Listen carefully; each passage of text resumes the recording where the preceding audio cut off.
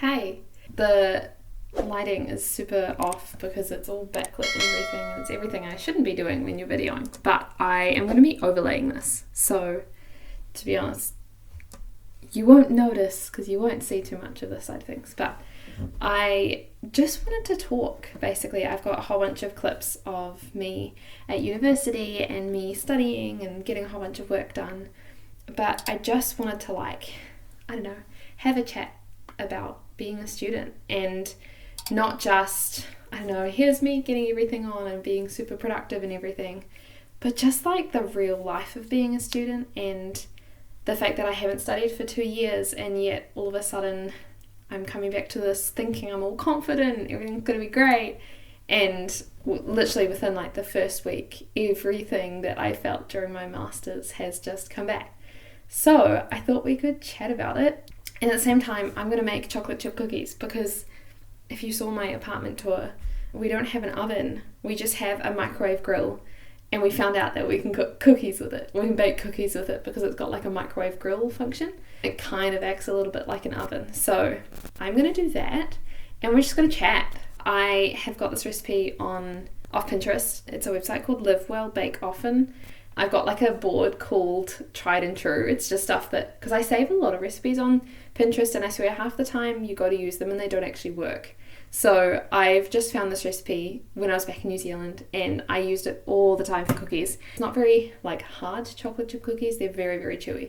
But that's how I generally like them. So yeah, I'm just going to make a whole bunch of them and then I'll stick the uncooked batter in the freezer and then we can just pull them out as we want to bake them now and then. So I did all of these videos talking about the process of getting to doing my PhD and just being super excited about starting and doing all this preparation, and I feel like I've worked so hard, and it is definitely true. I have worked really hard and I feel like I put a lot of time into these applications, and I was just so excited, and my first day went really well, and overall, it was a really good start to the PhD. But I feel like at the same time, all of these things have just started creeping in, and I think it's stuff as students that is very normal, but people don't generally talk about it. And so I know that I went through most of my undergrad feeling like there must have been something wrong with me, or I don't know, people just don't talk about stuff like imposter syndrome or self-sabotage. Self-sabotage is a huge one, and yet I don't know, maybe it was just the people I was around, but I feel like people just don't really talk about it. So I know with me in particular, I really struggled with imposter syndrome. I felt like I was quite out of place at university. I really struggled to make friends until my final year just because I was in a very different life situation to a lot of students. I got married really young, which was really awesome, and I had lots of friends outside of uni.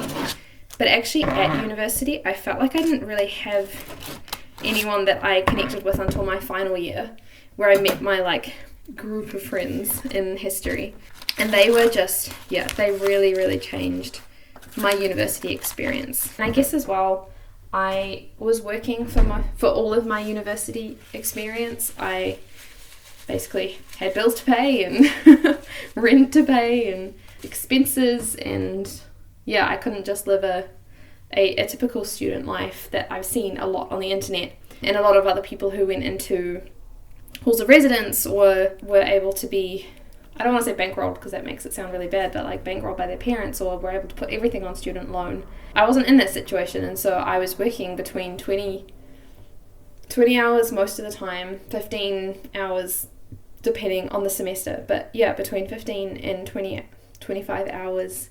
And then during my masters, that got put up to 30 hours because we kind of just needed the money. And it was just a very, very different situation. I felt like for that reason, I really struggled to connect to people, and a lot of events at university are always in the evenings, and I couldn't make them. I couldn't get time off work, or I couldn't rearrange things to be able to be there. And I remember in one of my semesters, I actually took the whole of Thursday off work because I knew that that's when most university events happened, and that was the most social semester of my entire time at university. So I felt like not only was I feeling out of place at university because I just couldn't socially be there, and I couldn't socially turn up for things, and a lot of people would go out for drinks afterwards, or they were parts of clubs and societies, and I felt like I didn't really have the time to do that, or when all of these events were happening, I was at work. So not only did I feel like I struggled to meet people in a social sense, I also didn't have hours and hours to give to my studies. And there were a lot of times that I just went into tutorials having literally just finished the reading. Yeah, I felt like we'd be having these conversations. I remember one tutorial, it was actually one of the hardest tutorials. I chose history right at the last minute for my undergrad. I literally changed like a few weeks before I started my first semester. And in one of the first tutorials, they had like these icebreakers and they're like, who's your favorite character from history? And I just remember thinking there, I just completely mind blank, and I'm like, oh my gosh, here I am doing a history degree and I can't even pick somebody. I ended up picking Queen Victoria because I pretty much just watched the movie with Emily Blunt. And I was like, cool, yeah, I really liked her in that film. I'm just going to pick Queen Victoria because I don't know who else to pick. And I just remember feeling so out of place because people had all of these like really famous or really obscure people and all of these specific reasons for why they liked that person and for their reason for doing history. And I don't know, I just felt so out of place. And then during tutorials, if I just finished the reading or if I hadn't had time to finish the reading and I was skimming it, like I felt so out of place, and I felt like there were so many things that I didn't understand, and I felt like the imposter syndrome was real. I honestly felt like I was kind of faking my way through it the whole way, and I don't know how, but I mean, I managed to do well enough to get into a postgrad, but it really felt like I was struggling. It felt like I was one step behind the whole way. Like I remember there were so many essays that we had to do, and we'd be sitting around doing a study group and so many people would be like, oh, I don't know what's happening, but this is my argument. And I was sitting there being like, okay, at least you have an argument for your essay. I didn't even understand the text enough to be able to write an argument, and I had to spend so many hours in office hours with the lecturers because I didn't understand any of the questions, or I didn't know how to approach it. And so many of my essays were like so hit and miss because I'd just happened to understand the question well enough to be able to write a good essay, but then the next essay completely sabotaged my grade because I just completely misunderstood the question. And I just felt so isolated in that, and I definitely feel like going into my master's I had so much imposter syndrome, thinking like I don't deserve to be here, I'm not on scholarship when most of the people that I'm alongside are on scholarship, and most people have a very clear understanding of their topic, and I'm kind of just doing this because I'm passionate about it. And I feel like so many people had really deep and really important arguments, and they could have all of these really deep scholarly conversations, and I'm like, man, my memory is so terrible. I can barely remember the articles that I read yesterday, let alone have to present on my topic today. And it was, yeah, I felt like it was one of the hardest things about doing any type of study is the imposter syndrome. And coming here, I was like, man, if I'm good enough to get accepted to a German university overseas and they like my topic, then like, this is it. Like, I've finally conquered this. And then within the first week, people are asking me about my topic, and I just sat there and I was like, oh my gosh, what the heck am I studying? Like, I don't have any massive big research questions. I don't have any like key foundational thing that I'm trying to argue against. I'm just reading these sources because I find them interesting, and surely that's enough. Or I don't know, I had this opportunity to go and have lunch with this professor that is so renowned in my field, and he's like incredible. He's just got so much insight, and like he basically, without even realizing it, because I asked him about it and he didn't even remember writing it, but in one sentence pretty much summarized my entire master's thesis in one of his books that he wrote like 10 years ago. And I just sat there being like blown away that here I am sitting having this conversation with him, and he's just talking and talking and talking and talking and having all of these really deep, insightful things. And like, I know that he's spent a lot of time on this, like his entire career has been on this time period, and so of course he's got so much information. But then he asked me about what I was studying, and I just completely mind blanked, and I was like, patterning in Gregory of Tours and Paul the Deacon. Yup. And then I couldn't think of any examples, even though I've written a full proposal and a whole section in my master's on this. And he like was super nice about it, and he like rattled off all of these suggestions that he had, and it was really cool. But I just sat there thinking like, dude, like I know so many people that I studied with in my master's who'd be blown away at the opportunity to be sitting here with this incredible scholar, and they would be rattling off and joining in the conversation and not just like sitting there trying to remember every single word that he was saying, because it's something that my brain has never even conjured an idea like that before. And I honestly sat there the whole time thinking, like, does he think that I'm dumb? Like, does he think that I don't know what I'm doing because I'm not engaging in this conversation and I'm just like listening? And I know that I'm introverted, so maybe he'll like think that, oh yeah, she's introverted, so she's like not an active participant in conversations. And like, I did bring things up every now and then, but it wasn't like the lively scholarly debate that a lot of other people have when they're spending time with, or like have opportunities to go and have a meal with some really prominent scholar in their field. So basically, here I am in Germany having this incredible conversation with this really prominent scholar, and instead of thinking about how incredible of an opportunity this is, or how thankful I am that I'm here and that I've made it to Germany and that I've worked so hard and like I deserve to be here and how awesome it is that I'm seeing the scholar, literally all I can think about is how undeserving I am and how I feel like such a imposter that I am talking with this guy who knows so much about my topic and I know absolutely nothing. And like, he keeps reassuring me that it's the first week of my PhD and I can't know anything yet. Like, you don't know anything in the first week of your PhD and it's fine, like, you've got time. And it just doesn't feel like that. It feels like everybody else knows what they're doing. And I know that I've entered halfway through a university year, and so a lot of people aren't at the beginning of their project. They're like halfway through their project and they know what they're doing and they've got a clear structure, and it just feels like, I don't know, it just feels like I'm right at the beginning and I feel a million steps behind instead of feeling like I'm on the outset of this incredible adventure. And I was thinking that like, oh, you know, you come to Germany and education is free. But like, everyone that I've spoken to in the office where I'm working, they're so lovely, they're so incredible. But pretty much everyone is on scholarship. And I'm like the person from New Zealand who's not on a scholarship yet. And like, that is totally fine. Like, the reason we're in Germany is because it was one of the places where we could afford to do this PhD, because there aren't any course fees. And so whether I had a scholarship or not, we were able to be here and we were able to make it work. And I don't know, just sitting around feeling like all of these people must be so accomplished. Like, they got a scholarship. They're here doing this work because of the hard work that they've put in, or the connections that they have, or whatever it is. And I just felt like all of the events just kept going further and further on top of why I don't deserve to be here. And that's just really sucky. Like, I don't know, I guess I just have to keep reminding myself that I have worked really hard. And I've had some difficult circumstances that a lot of people my age don't have to deal with, and a lot of people aren't fully moved out and having to support themselves, and a lot of people are able to just put this entirely on their student loan or have parents to help them out. And I'm not saying that I'm upset about my circumstances, because I'm so thankful for my circumstances and it's just led to some really cool things, but at the same time it means that I'm not in the same position that a lot of other people are in. And I think that just gets to my head sometimes, and I think that's why I end up reverting a lot to the whole imposter syndrome thing and feeling like I don't deserve to be here and that I'm not good enough. And yeah, it's pretty lame. But then on top of that, I know with my case, and I'm pretty sure it happens with other people as well and they just don't talk about it, but I just end up getting into this whole self-sabotage cycle where I feel like I'm already a step behind, and so I don't want to do anything wrong.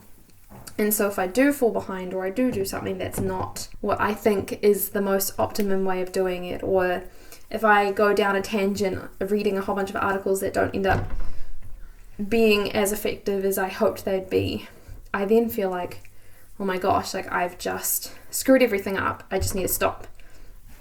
And then I stop, and then I panic, and then I procrastinate. And then I just get further and further into this whole self-sabotaging, like I don't want to do anything because I don't want to make the situation worse. When what I should be thinking is like, those articles weren't useless. They taught me some things that maybe I won't use for my PhD, but the amount of articles that I've read that I thought I didn't need, and then I've gone back to and been like, actually, this was really helpful, and this inspired an idea that led to this path and this argument, and if I hadn't have read those things, then I wouldn't have thought about those other things, and so therefore it wasn't a waste of time. But instead I sit there and I'm like, I can't do anything. Like, I'm useless. I am completely freaking out and I just need to stop and not do anything. And then it gets to like 3 hours later and then I'm like, oh my gosh, I've wasted 3 hours. I can't do anything. It's too late to get started. But if I don't start, then I'm a failure. And I just get in this huge self-sabotaging cycle. And it's so hard to get out of that. It's so hard to just like be like, do you know what? It's fine. Like, I took the morning off. Like, I needed a break. I needed a rest. Let's get into it now. Like, it's not like the whole world has ended and that I can't get back to it. It just feels like if I start work halfway through the day, or if I've done something that wasn't overly productive, that the whole day is a write-off and I just got to try again tomorrow. But then you get into this stupid cycle where you try again tomorrow and then you get distracted and then you start thinking those thoughts again, and then there's 2 days that are gone. And then there's other circumstances where, like, so I pulled my hamstring the first week of my PhD. I had an injury at the gym where I was just stretching and I fell into a stretch instead of it being more controlled. And it was totally my fault. Like, I should have just been a little bit more careful. But I ended up with a hamstring injury. And so then I was in a lot of pain and I felt like I couldn't work at my desk. And if I'm not working at my desk, then I know I don't concentrate as much. And I was just trying to do super easy tasks because I thought that it would be a good like bridger of getting back into work. But then I didn't really end up doing anything. And then I was like, oh my gosh, like, I don't deserve to take this time off. Like, it's my first week. What if my supervisors see me on Monday and they're like, we haven't received a report from you, even though they said they didn't want a report. I was sitting there thinking like, we haven't received a report from you. What have you done? Oh, you've read one book? Oh, it doesn't matter that you had an injury. You should have been productive anyway. And then I started thinking all these terrible things that they were going to say to me, which they're the nicest people in the world. And they've never said anything about that. And they've always said that, you know, the beginning of a project is always the slowest time because you don't have any concrete direction. And so you're just kind of wafting around reading articles and books until you start to find your direction. But of course, all of those thoughts go out of my head as soon as I start panicking. And so I have this friend in New Zealand who's doing her PhD. She starts in February. Alex, if you're watching this, hi. She was doing her master's after me, and I remember studying with her one day, and she just talked about how she'd taken a few days off because she wasn't feeling well, and one of the things that she really wanted to prioritize during her MA was taking time off and realizing that the studies isn't everything and you have a life outside of university, and if you're not feeling well, if you were at work, you'd just take a sick day. So why don't we do that with studies? Like, why don't we afford ourselves that time? I remember listening to her speak about this and I'm like, dang, like, I wish I could do that. I feel like if I take a sick day, I feel like I feel really guilty, or I feel like I can't because I can't justify it, or yeah, I don't know. I just feel like I go through this really weird cycle. And I know a lot of people like this who feel really guilty with studies, and that's why studies become all-consuming, and then a lot of people end up dropping out or getting really burnt out.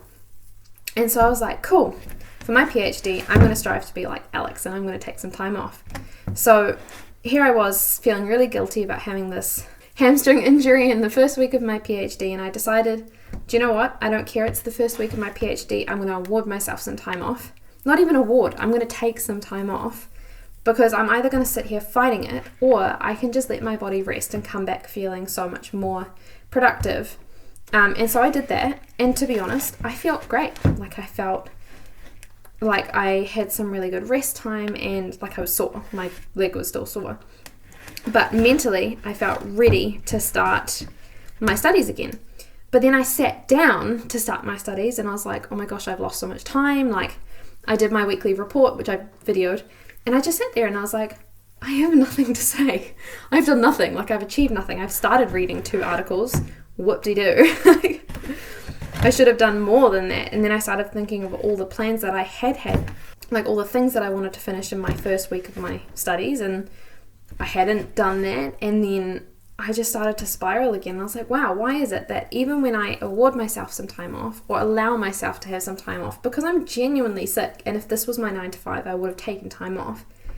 When I get back to it, I just feel so guilty. And then I just self-sabotage. And then the imposter syndrome comes back, that I don't deserve to be here and that I'm not good enough. And normal people wouldn't feel these feelings, or normal people would be able to not feel guilty, or normal people wouldn't have got a hamstring injury, and therefore they wouldn't have put themselves in this situation. And I don't know, it's just really sucky. And I think I just wish that I didn't think that way. And like, I don't know if it's because for most of my life, my studies have felt like some sort of competition that I'm 3 steps behind because of other things that are going on, or like personal circumstances or work or whatever it is. Like, I don't know if it's because I always feel like I'm 2 steps behind, or I feel like the odd one out. And then I talk with people and they say that they feel the exact same way. And I'm like, why can I not remember this? Why can't we remember this when we're having these low moments, or having these moments of like, I'm not good enough, or I don't deserve to be here? Can we not sit there and be like, oh yeah, I have a bunch of other friends that feel that way, or a bunch of other people that are in this situation, and I don't know. So anyway, I guess I just wanted to talk about it because I feel like it would be really easy for me to put a video up here and be like, oh yeah, going into Tübingen, getting all this work done, meeting all these people, like super successful PhD. When in fact, like behind the camera, I'm like stressing out and freaking out, and there's so much that I just don't feel like I'm achieving, or that I'm not living up to these standards, and I don't want people to feel like, oh yeah, she went all the way to Germany to do her PhD and she's actually useless. Which I know I'm not useless, and I need to remind myself that. And I think I need to keep reminding myself that there are other people out there that feel the same way, and it's not strange, and it's not weird, and it's not unheard of. It's quite a normal experience of being a PhD student, of being any student, that people feel this way. And yeah, I think I need to remind myself of that. So anyway, I hope you enjoyed this very chatty, rambly video. I have now made all of my chocolate chip cookies into balls, and I just need to freeze some of them, cook some of them. And yeah, I don't know, I hope that this video has maybe been helpful if you're a student as well. You're not alone, you're feeling these things as well. But thanks anyway for watching this, and thanks for coming along this journey and supporting me, and yeah, just watching these videos and commenting and chatting about things that you've done or seen, or recommendations for where we should go in Germany. And I really appreciate chatting with everyone, and if there is anyone else that feels this way, please let me know that I'm not alone. It would be great to chat about it. But yeah, I just wanted to show that my PhD is super exciting, and I'm so excited to be here, but it's also hard. And I knew it was going to be hard, and I knew that it was like, it's not like I'm going to give up because I feel like I have imposter syndrome, but it can be really sucky when you're in the moment and it's kind of all you can think about. But yeah, thanks for watching. I will see you in another video coming up soon. Have a great day or night or wherever you are in the world. Thanks for watching, I really appreciate it, and I will see you soon.